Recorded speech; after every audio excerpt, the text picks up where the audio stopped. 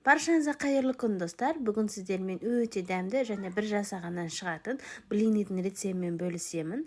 Блиннimiz осындай кестелі, әрі әдемі, жұп-жұқа болып шығатын болады. Міндетті түрде жасап көрулеріңізді сұраймын.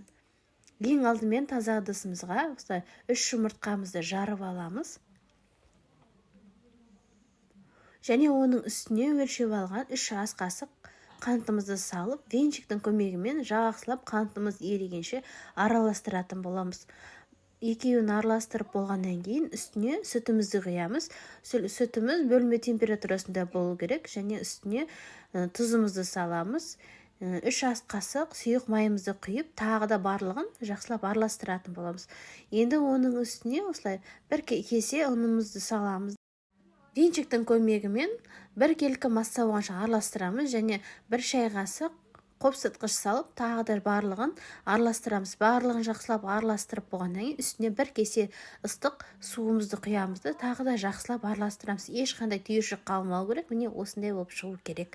Енді қызып тұрған табамызға аздап қана май жағып жібереміз де, блинниларымызды осылай жұқалап құйып пісіріп алатын боламыз. Пісіп жатқан кезде осындай кестелі болып шығады тесігі.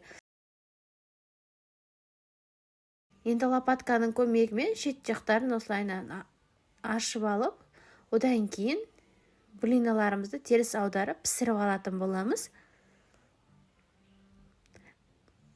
Міндетті түрде табамыз қатты қызыған болу керек. Жарты ожа осылай блиналарымызды құйып, барлығын осылай пісіріп алатын боламыз. Блинімізді пісіріп атқан кезде міндетті түрде блинімізді араластырып тұрамыз. Өйткені ол түп жағы қоюланып кетеді. Егер сіздерге қатты қоюланып кетсе, аздап қана су құйып жіберсеңіздер болады.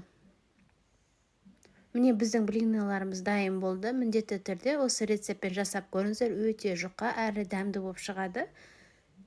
Блинниді кез келген нәрсемен ұсына берсеңіздер болады. Сгущенкамен немесе вареньемен жесеңіздер де болады. Достарым, егер каналыма тіркелмесеңіз тіркеліп, қоңыршаны басып қойыңыздар, алдағы уақытта осындай керемет рецепттерді жібермей көріп отырасыз.